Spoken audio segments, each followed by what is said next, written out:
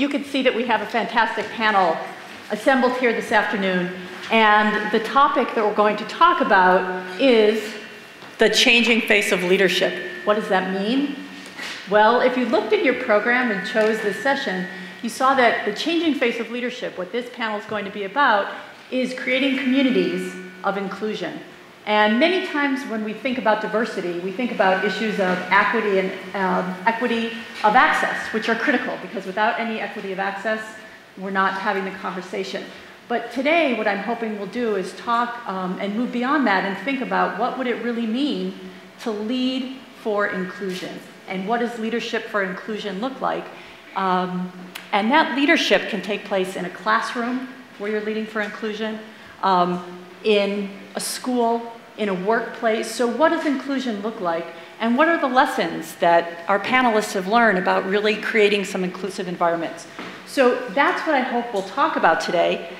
But I'm sure what I want to talk about and ask these panelists is not necessarily what the rest of you do. So I'm going to stop our conversation at 4:15 and let you ask questions as well from this group of panelists. So to start off with, I would like to ask you guys from your own perspectives to think about what is an inclusive community, and what are some of the obstacles that you've seen that really get in the way for people when they're trying to work in communities that are less than inclusive, communities that, let's say, are struggling with inclusion. So I'll say it more simply. What is inclusion, and what are some of the obstacles that you see people facing? Should we start? Everyone's expecting me to start with Kevin, right? So I won't go to Joianne. I don't want to do that to Joianne. So I'll say we'll go this way, and then next time we'll start with Joianne. Well, great. First of all, thank you all. It's a tremendously rich program. I really appreciate you all making time to come to our session, and also to not be outside in the warmish weather we're having today. I thought a lot about this whole topic of inclusion, and actually something Danielle said when we were talking before this. You know, it's kind of, I mean, I really love that we're having this panel. I love that all these perspectives are up here, but you know, it's kind of like, I'm the gay guy, he's the black guy, she's the woman, she does disabilities. And you know, if we had somebody that did international issues, we yeah, exactly. We're like a little rainbow coalition up here. But I'm not going to talk about leadership from these groups. I want to talk about leadership from people who've been absolutely critical in the LGBT movement, and that is our allies. If I have any claim to fame, it's that 25 years ago I was teaching high school in Concord, Massachusetts, and I had come out in a school assembly to all the students. And a young girl came to my office after that assembly and said, I want to start a club to fight homophobia at our school. And she was a freshman, she wasn't in my class, I didn't really know her. The main thing I knew about her was she was always making out with her boyfriend outside my classroom, which kind of really annoyed me.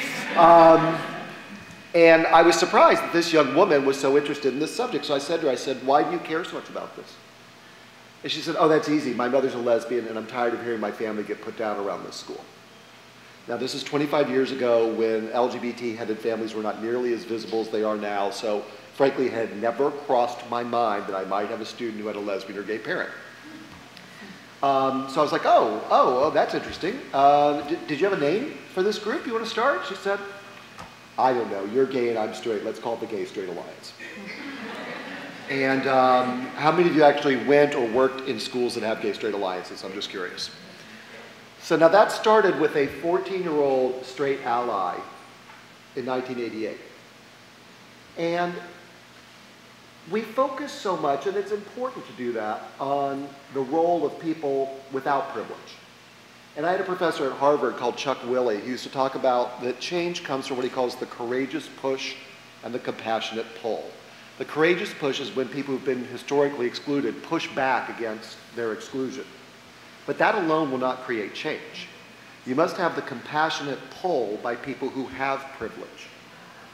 So I want you to think a little bit about what you could do as an ally, and a couple specific thoughts I have for you. First of all, keep in mind that if you are, say, white, there is no reason for people of color to give you the benefit of the doubt.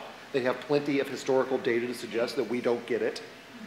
Same thing with men, same thing with able-bodied people, same thing with straight people. So you're going to have to, a friend of mine named Randolph Carter used to call it distinguishing behavior. And that means you're going to have to do something that distinguishes you as an ally. You're going to have to change your language perhaps around the LGBT issues and say, well, when you grow up and get married to a man or a woman, which sends a signal to LGBT students that you get it. So think about ways you can engage in distinguishing behavior, and think about ways you can be a role model. And Danielle's like, how did this link back to what we were talking about? We were talking about harassment and violence against women beforehand. And I've always said the real role models we need are what non-sexist men look like. We don't have enough of those role models. We don't have enough role models of what non-homophobic straight people look and act like, or non-racist white people look and act like, or or people who do not have disabilities who show that they understand the concept of disabilities. We don't have enough of those role models. So I want to shift the frame a little bit from the changing face of leadership, which we think of as like, okay, here come the minorities, to how can you change your own leadership to create an environment in which everybody feels fully included. Because everybody in this room sits in a place of privilege in some parts of their life, like I, as a white man and a Christian, have a lot, and an able-bodied, have a lot of privilege, but as a gay person, I don't have privilege. So it's important for me to figure out how I can use my position, whether it is to make the courageous push as the person who's been excluded, or when I am the person with privilege to give the compassionate pull to the people who are pushing against exclusion. So I'm gonna, I'll go this time if under the condition that next time I don't have to follow Kevin. Everything I was gonna say just went out of my head as soon as he started to talk. So I'll try to build upon that very thoughtful foundation. And what I wrote down in response to your question is that inclusion, or building inclusive environments, requires us to be intentional about that which is often forgotten, ignored, or goes unrecognized. So to your point, it's not lost on me that while this is probably one of the most diverse panels that I've been on, not having someone who represents our global society or relationships is missing from this space, right? And there are other forms of diversity that we could sort of talk about or named once we get past that, which is sort of literal. And so I sit here also thinking about what it means for me to be an African-American man who leads a White House initiative that's responsible for and is supposed to be responsive to just Black kids. And I'm often criticized for that most recently, and for before that, choosing to pursue research that was about understanding and disrupting notions of Black male identity. So really asking my colleagues in classrooms to be very thoughtful about the perceptions they had about Black students. And to be really conscious about what those perceptions did for the little Black kids who sat in front of them or who didn't sit in front of them. So what I think about, and this is all relevant, at least in my mind, is that I was a classroom teacher less than 11 blocks from where we sit. And I taught kindergarten, and I was one of 3 Black men in the entire building who taught a subject, right? So there were others who were the security guards, who were the state janitors and the sort, but there were 3 of us who, the bouncers, that's exactly right. Although I became a bouncer, so they're interesting hybrid. So literally what I'm talking about is what it meant to sort of lead by example.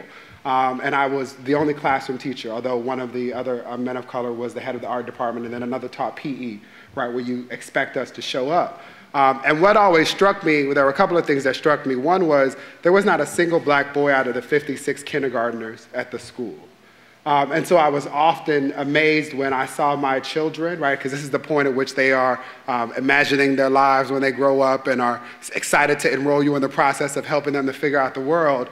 But it meant something for me to have little girls of color who didn't have themselves to look at or to be able to imagine a life with. I saw some of my students grapple with these expectations they had of what Black men did that they heard either on the news or sometimes by their caretakers. And then to see me show up in this classroom every single day representing a different form of masculine identity. And while I was a student at TC, I wrote my master's thesis, it was called Shadow Boxing, about the experience of 6 Black boys in a school where teachers literally grappled with trying to understand them. Right, so I often tell this story where there's one student named Malik who would get kicked out of class almost every day. And if you asked him why, after you build a little bit of rapport, he would tell you it's because I'm gonna get in trouble anyway. She didn't like me. She doesn't even remember my name. She often calls me one of the other students. So I'd rather just get in front of it and find some way to get kicked out, because I can then go down the hall and talk to the specialist who doesn't ask me the questions that she asks.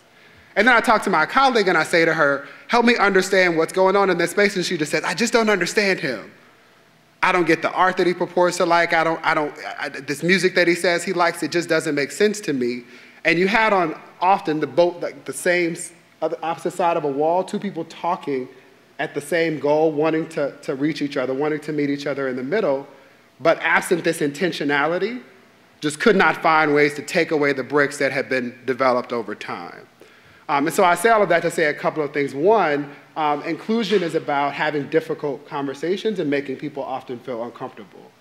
For me, in spaces like teachers' college classrooms, it was often challenging my classmates and my colleagues to identify why they felt the way they felt, in particular in places of comfort or in privilege.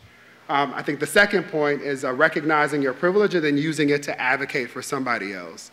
So I spent 6 years in the US Senate as one of two, for a while, African-American men who was responsible for, at a minimum, 40% of the legislation that came through the Senate. And it was my explicit obligation to speak to all things relevant to Black people and low-income minorities and dual language learners and many of the other things that I owned. But what I understood is that it was my obligation, and it was also the responsibility that I accepted, to speak to those issues and to give voice to those communities that weren't represented around that table. It was the same thing I could do having been a classroom teacher, when I was able to say, that sounds nice in theory, but that won't really work practically in a classroom. And then the third thing is related to that, it's being able to pull up a chair for somebody who already is invited to the table, right? So whether that's someone who's LGBT or whether it's someone who speaks another language or just represents a form of life or experience that's not normally included in the conversation, it's being sure that you're advocating for that to be added. So that we can all learn from the diversity that just comes from us having honest conversations and pushing ourselves to be better than we're otherwise inclined to be. Well, now I have to follow that. Good afternoon, everybody. I'm so excited to be here. When I got here and I saw that I was speaking in Millbank Chapel, this is kind of like the big room. So such an honor and privilege as an alumna of this fine institution. So this idea of changing faces of leadership and inclusion just kind of converges with a number of things that I am confronting as a relatively new CEO at the YWCA. The organization was the first women's organization here in the United States. The YW of New York City is the first YW in the country, and in all that time, since 1858, I'm only the second African-American woman to hold that leadership position in the organization. So we have a long way to go in terms of recognizing our dual identities and privileges and kind of looking at things like race and gender in some really fundamental ways. So what does inclusion mean for me? It means the opportunity to thrive based on your knowledge, your expertise, your experience, and fundamentally who you are in an environment without fear of how those things are being assessed and whether or not they will limit your level of access. And I think the thing that I struggle with is that we live in a meritocracy where people, generally speaking, have a sense that what they have, they deserved and they worked for, which I think confuses this issue of privilege, because in some ways you have to acknowledge that as a white male, white female, whatever your privilege is, that maybe you got the job not because you're the smartest person in the room. And really kind of thinking differently about what that means and how that changes your self-perception. What are you willing to give up? Because we talk about allies, but I think also we have to understand that there's huge risk in positioning yourself as an ally. Personally, socioeconomically, maybe it can fundamentally change how you're perceived within an organization.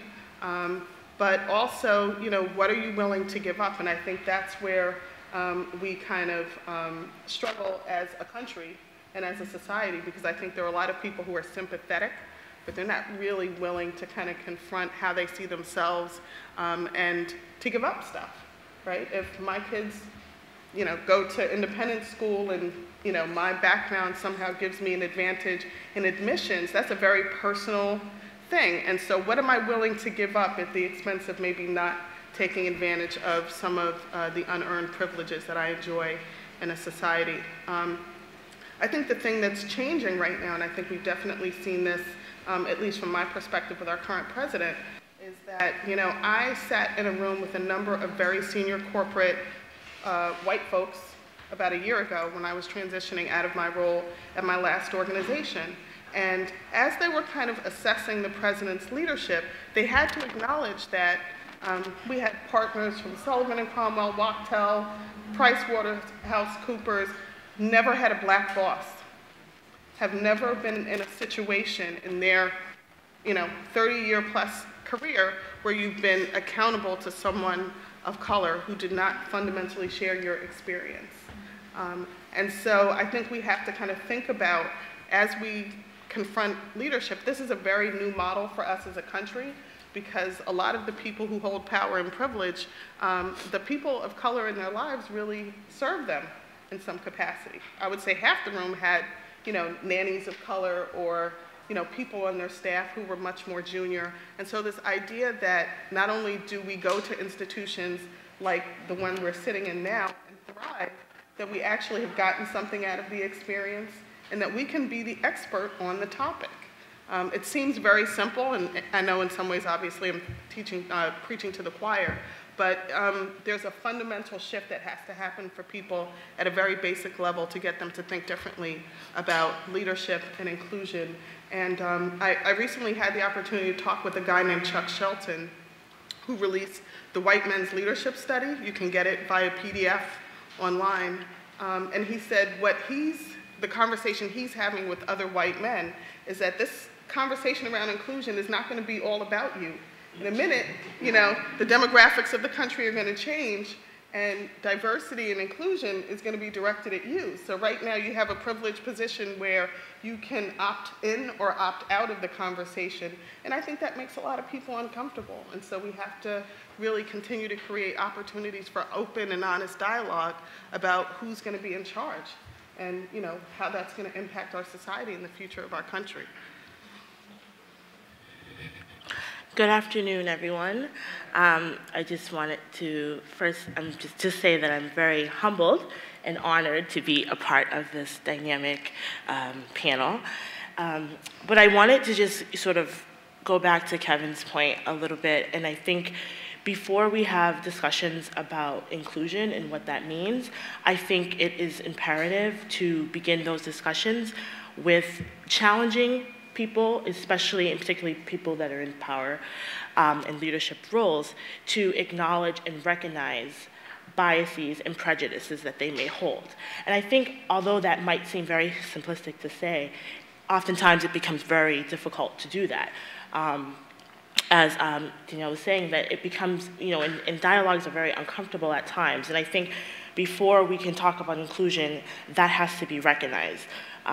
We don't live in, it's very naive to think we live in a colorblind or gender-blind, able-bodied, disabled-bodied mind society. And I think, for me, I would point that out as something that needs to be done as a priority. And then within that, I guess, after those discussions are held, I would say just inclusion, to me, would be just the consciousness of how we, in positions of power, position others and further marginalize groups of people. And I think positioning, I use that word just very strongly because subconsciously we position others. And so I think just having that awareness, having that social consciousness, to especially in roles of power that can further perpetuate any type of oppression, I think it's very important that we recognize that and just hold on to that. And also another point that I wanted to say, it's essential to be accountable to extending back to helping others along the way. You had mentioned that, and I'm a firm believer of that. I think oftentimes, for us as individuals who may come from historically marginalized groups, sometimes we may forget to extend that hand back, or just being the whole ideology of like pulling oneself up from the bootstrap, which is, in my mind, totally ridiculous. I think we have that social responsibility to do that. And then another point I wanted to bring up, just along the lines with inclusion and creating these inclusive environments. How do we sustain inclusion in exclusive environments? And in particular, when I speak of that, I'm talking about my experience in, in an academic, educational environment in schools. Schools are the biggest perpetuator, the institution of schools rather, are the biggest perpetuator of hegemonic practices. And so in those environments, when you are a critical, conscious thinker of trying to implement this inclusion in your classroom, how do we sustain that when there are obstacles of power and privilege, in the role of administration, or, just even you think of just data-driven schools that are just all these different implementations, these policies that are affecting children, and particularly children who come from marginalized urban areas. And so I just think back to an experience that I had as a special ed intern in a self-contained classroom in District 75 in New York City. It was a 3rd, 4th grade classroom for children who were labeled emotionally disturbed and oppositional defiance. And ironically, the whole class was 7 boys, all of which were of color, Black and Latino. And I just think, within this environment, there's a message that's sent, especially to them as the students, and then just furthering that, messages all around the school of just the wording, the language that's used, the treatment of them, and just the placement of them. They were all placed on the 5th floor of a general ed school, 5th floor, totally isolated.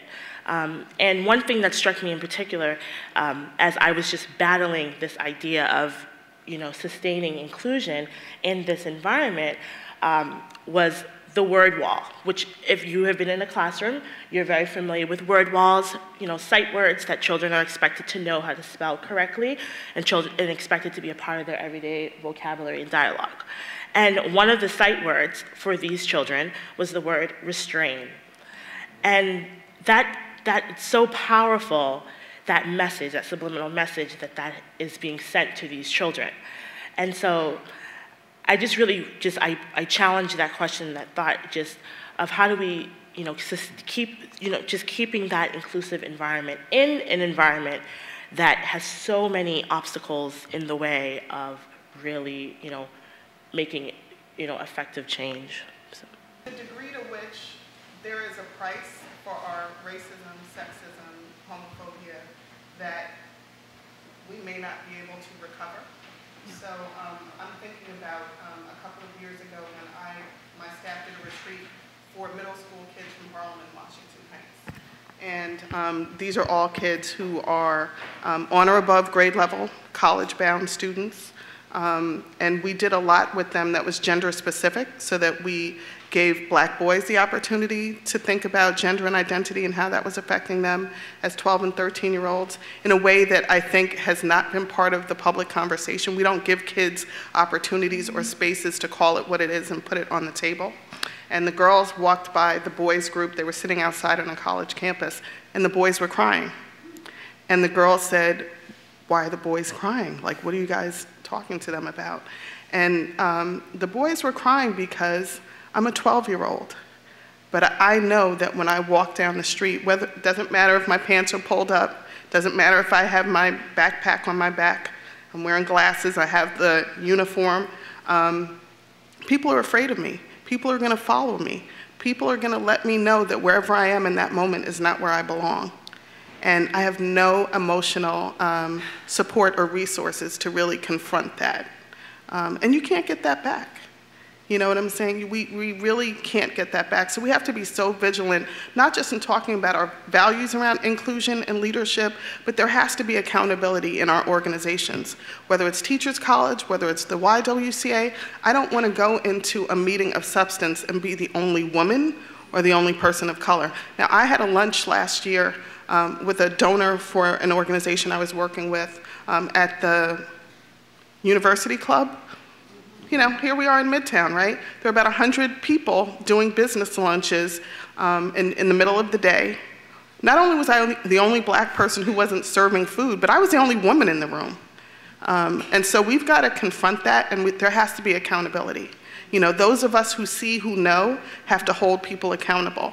That means that, you know, if you, actually I was just talking to a chief diversity officer at one of our corporate partners yesterday, and she said, you know, how do you create a metric that allows you to look at supervisors of privilege and see who are they promoting?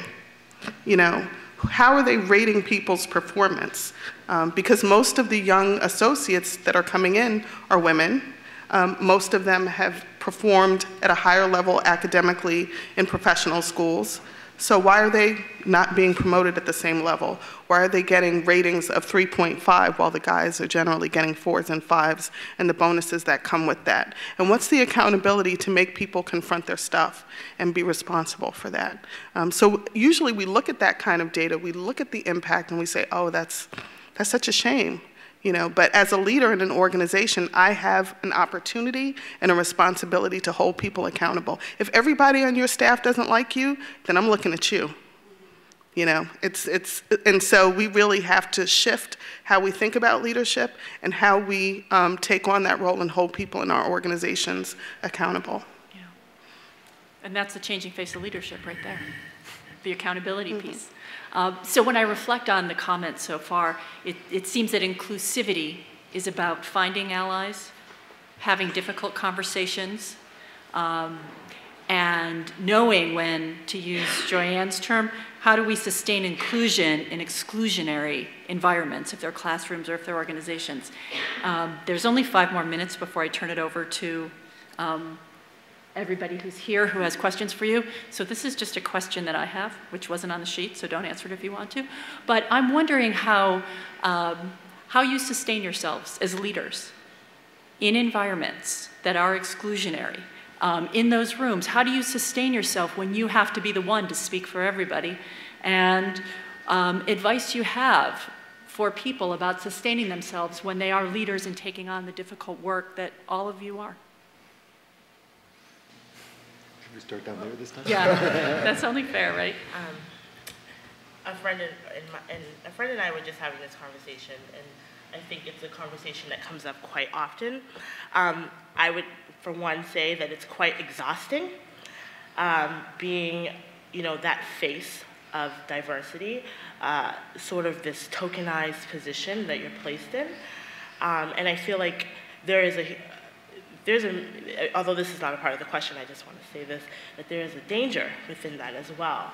I think when it becomes tokenized, the push to further recruit and sustain diverse teachers, diverse workers, whatever, is lost at that point. So I would just like to put that out there. But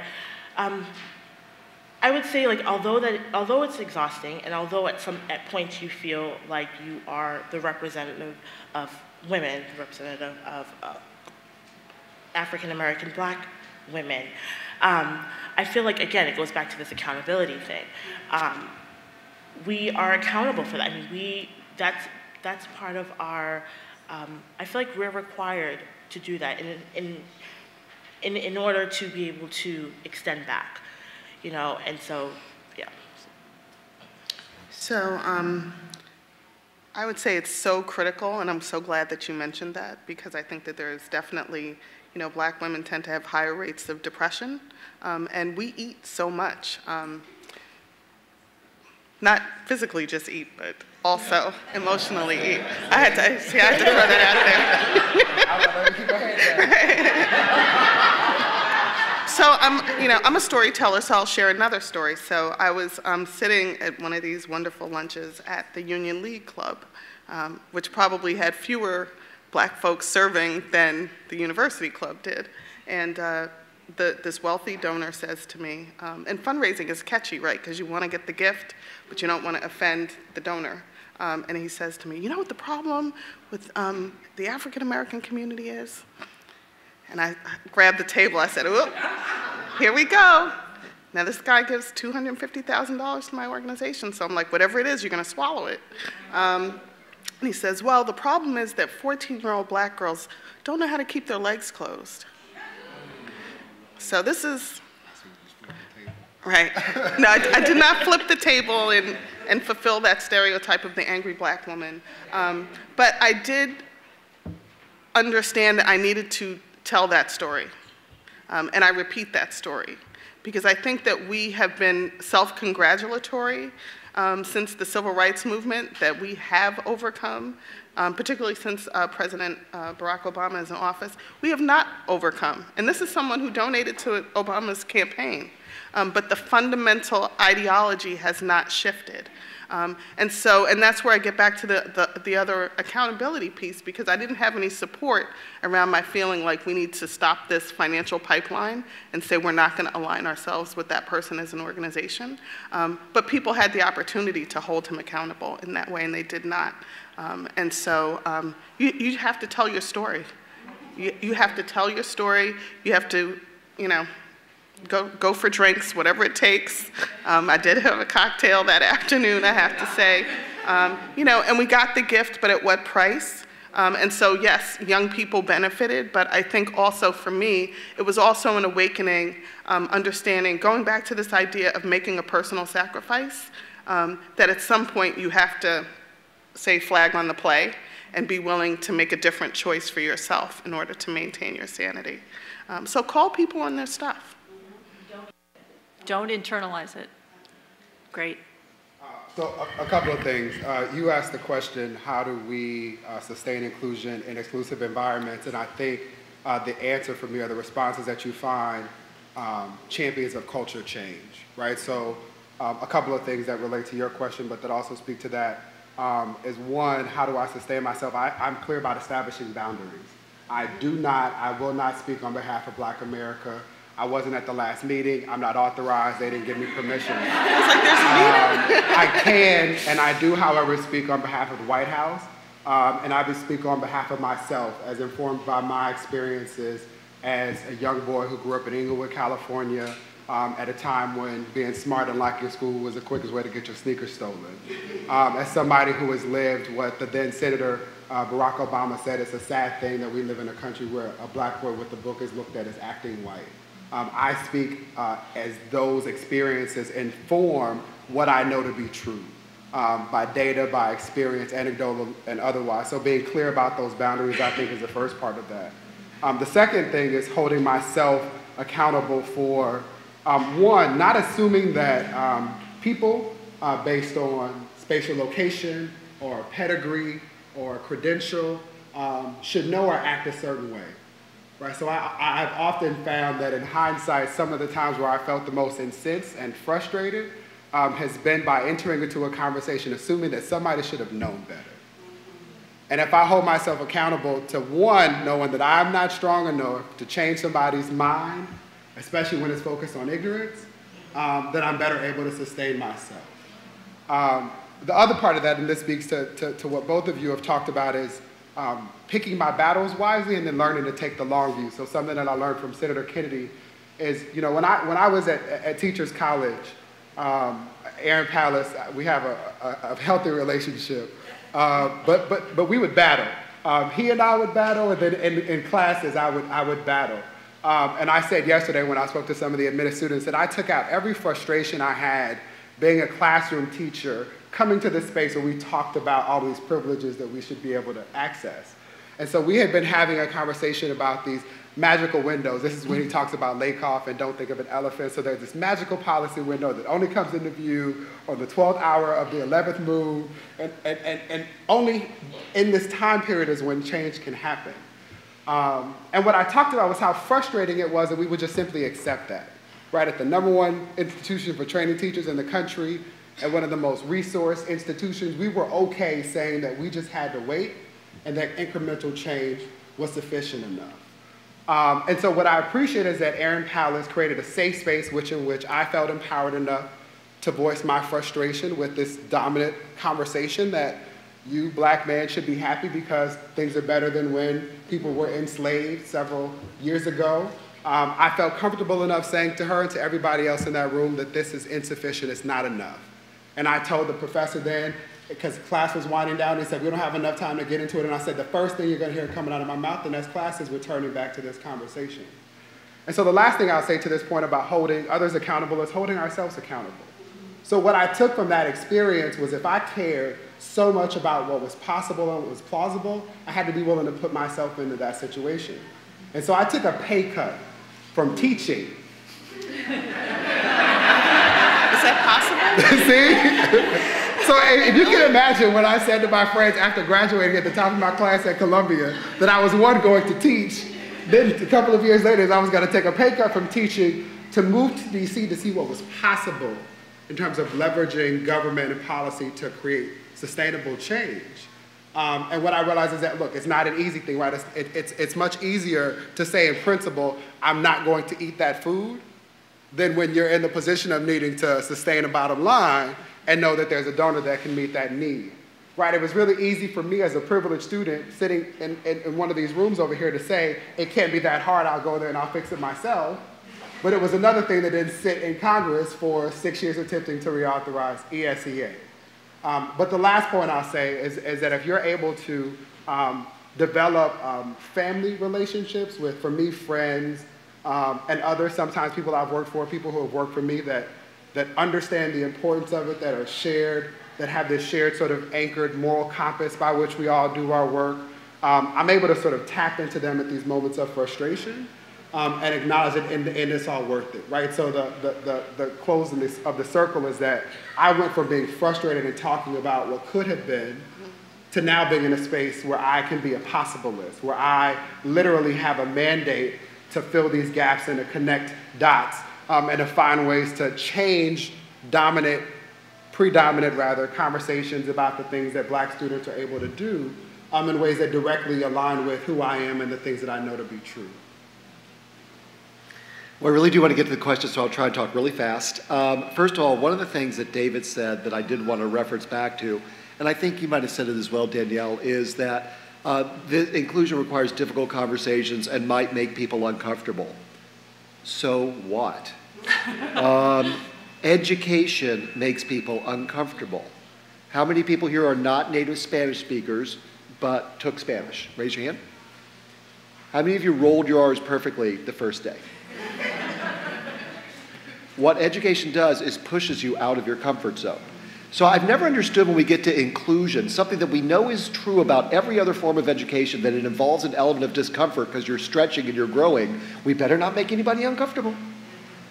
Well, you can't educate people if you don't have an element of discomfort, because when you're pushed to learn, you have to stretch and grow, and that can sometimes be uncomfortable. It was probably very uncomfortable for you the first time you tried to roll your R's. But the teacher didn't say, oh, I'm sorry, you're uncomfortable, let's stop now. All right? So there's nothing wrong with it being uncomfortable. You cannot avoid it being uncomfortable. And in fact, if everybody's perfectly comfortable, I would argue you're probably not talking about much anything. All right. Real quickly on the sustaining thing. I grew up in the rural South. My father died when I was 8. My mother supported our family cleaning houses, working at McDonald's, doing whatever job she could get. I was the first of 46 first cousins to get a college degree. But I have learned that the leadership does not always come with from people with degrees. From my very incredibly intelligent mother. She taught me 2 things as a kid. She said, first of all, Kevin, when somebody points a finger at you, they got 3 fingers sticking back at them. And so one of the things that has helped sustain me is for me to understand that this is their issue. This isn't my problem. I don't know why they're so uncomfortable, but that's their problem. And I don't know why they act out and say these hateful things, but that's their problem. It has nothing to do with me, and excuse the language I'm about to use. Malcolm once said, what do you call a black man with a PhD from Harvard? A nigger. And I amended that in my own life and said, what do you call a gay man with a bachelor's degree from Harvard? A faggot. Has nothing to do with how accomplished or nice or wonderful you are. So as soon as you understand that, you can let go of a certain amount of it. Because you're like, this is not about me, this is about them. The second thing my mother would say when people would act in predictably awful ways, she'd say, what do you expect from a pig but a grunt? So this phrase has come in very handy over the years. When I took the job in the administration as Assistant Deputy Secretary for Safe and Drug-Free Schools, and the Family Research Council took out a full-page ad in the Washington paper on my first day.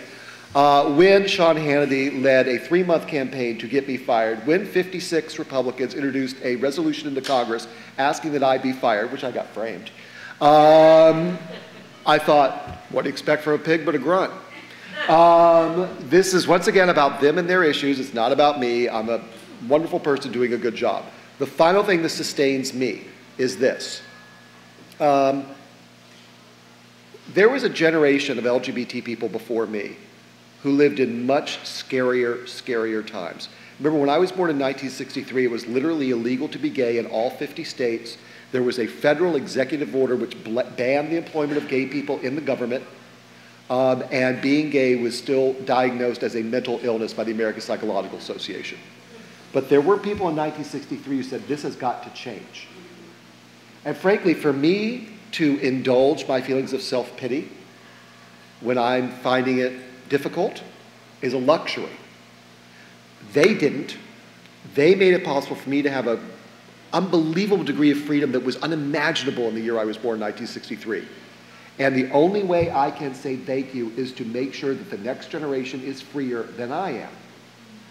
So are there days when I, want to turn the table over to? Absolutely. But that's a luxury I can't indulge myself in. Because, first of all, I have a big debt to the people who came before, and that debt is paid forward to the generation coming after me. They need me to be effective. They need me to be successful. I do not have the luxury of quitting.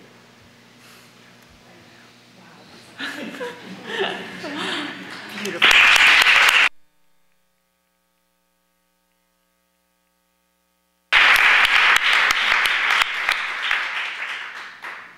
Questions for our wonderful panel? Yes.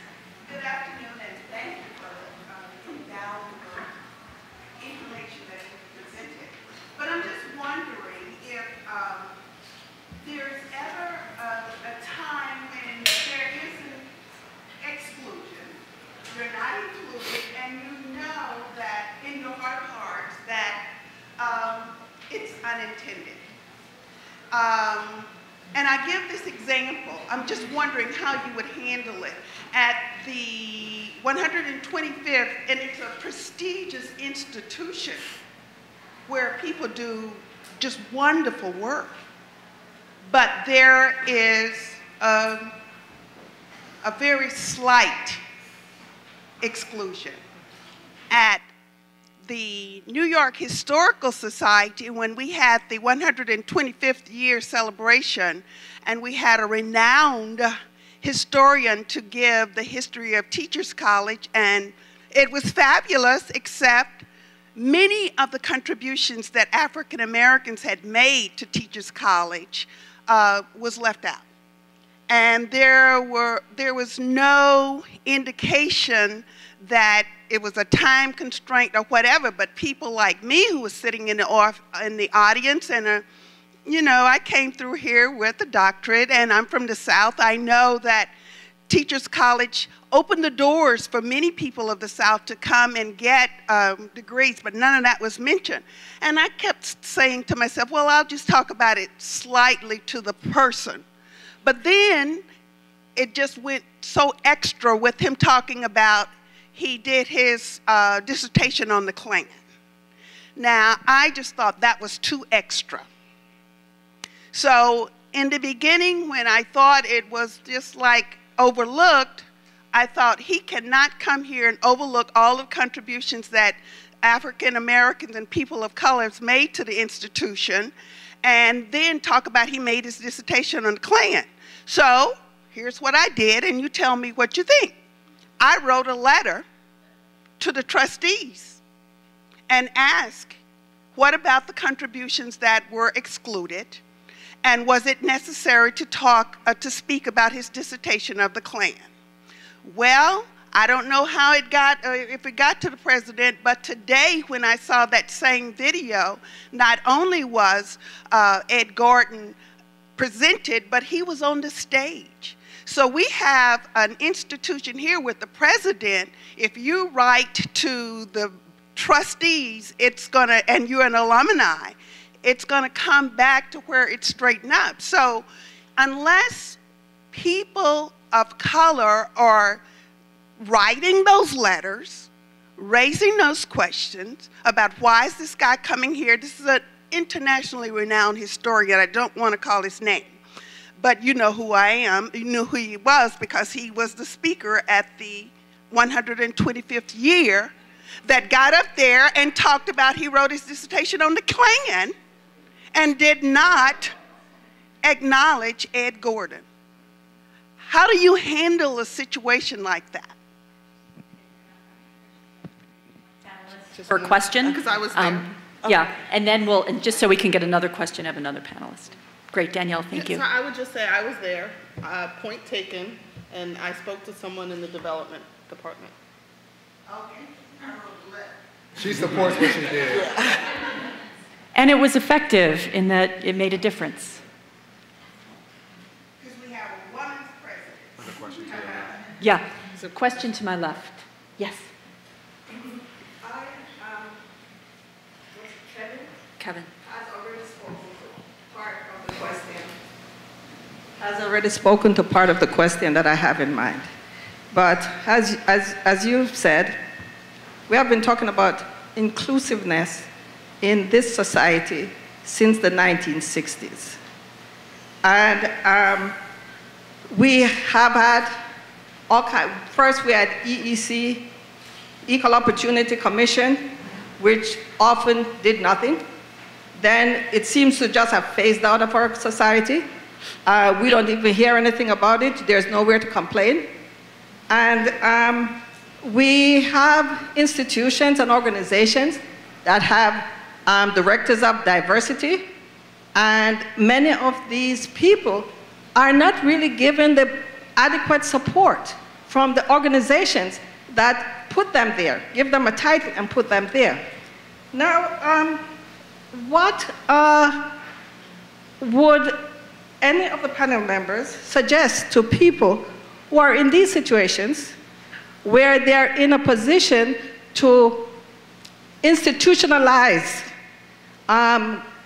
inclusiveness in an organization, but are left in a position to absolutely do nothing? You put the person there, and the person has no resources to work with, no support from the organization, and it's just a facade. And since 1960s, this has been going on, and and there's no change. In my opinion, there's no change. We still talk about it, and as Danielle said, you see one person there. You're the only female. You're the only woman. You are the only black man. You're the only gay or lesbian, and just one person. It's like they talk about diversity, and diversity has no other face, it seems to me, but these titles. You don't talk about, there's no diversity in terms of other aspects of life. You don't look at other people's culture and how they respond to the community, or other communities should respond to those cultures.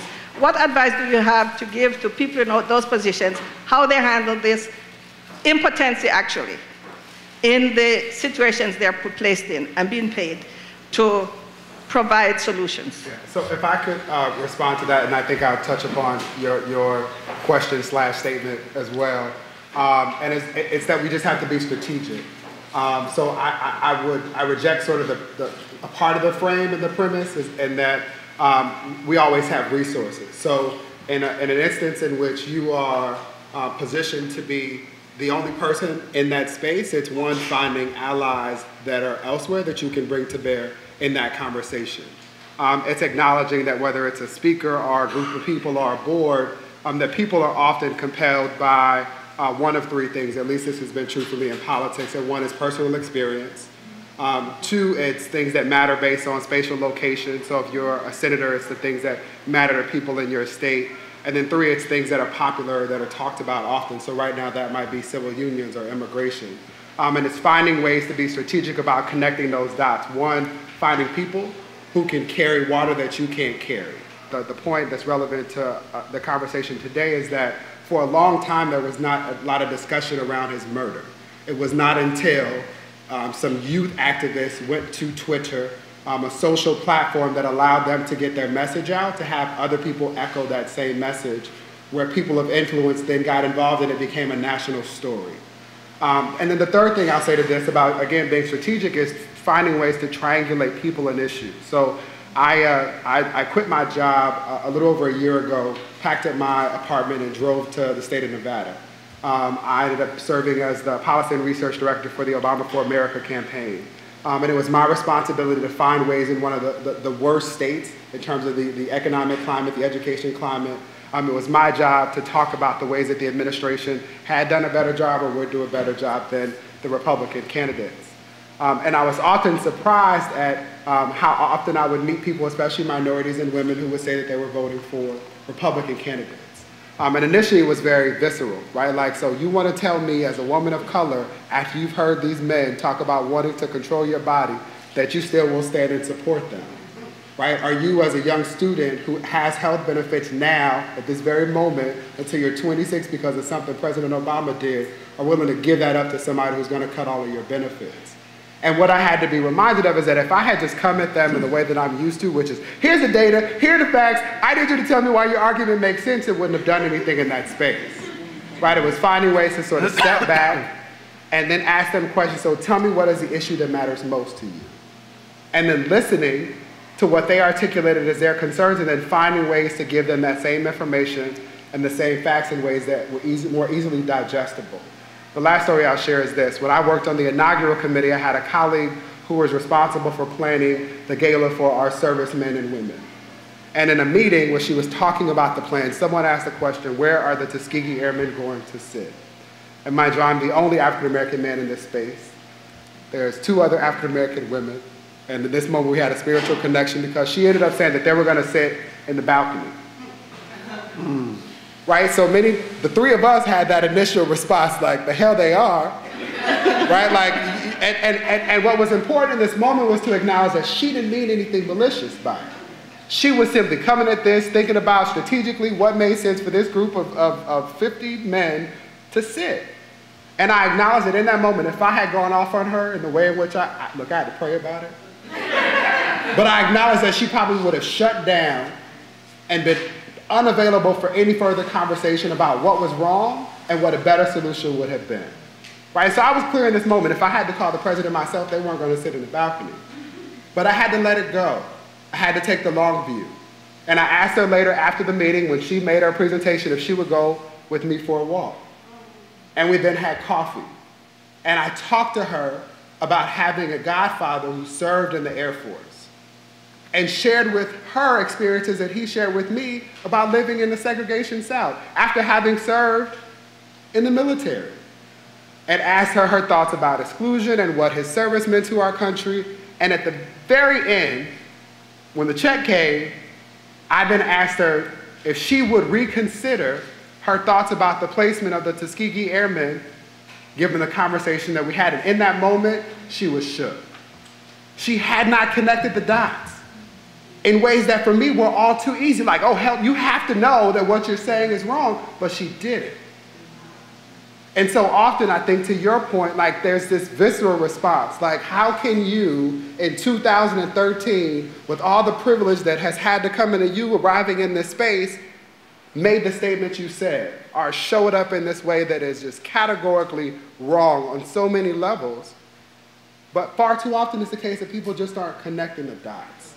So remembering that and then being strategic about how you respond to it, again, finding people that can have the conversation that you can, right? Bringing in the person that can be more patient when you can, right? Finding ways to push and then pull at a moment, I think, help, right? And just also know that it doesn't have to be done all in the same moment. Sometimes you have to just keep coming back at this stuff. Can I jump on that one a little bit real quick?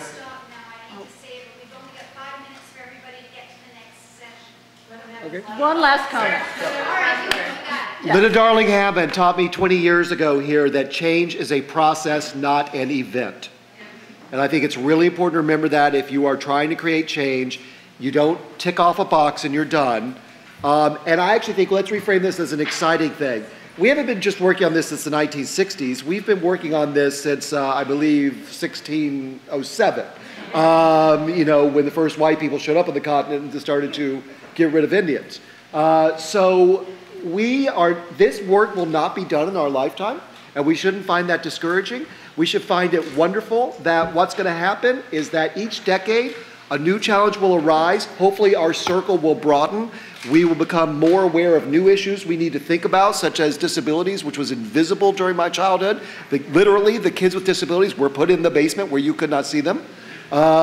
So let's take joy in the fact that we've been put on this earth at this particular time. We've been handed the baton by a previous generation, and it's our job to do our piece to make it a little more inclusive so the next generation can pick up the baton and take it from us. The changing face of leadership.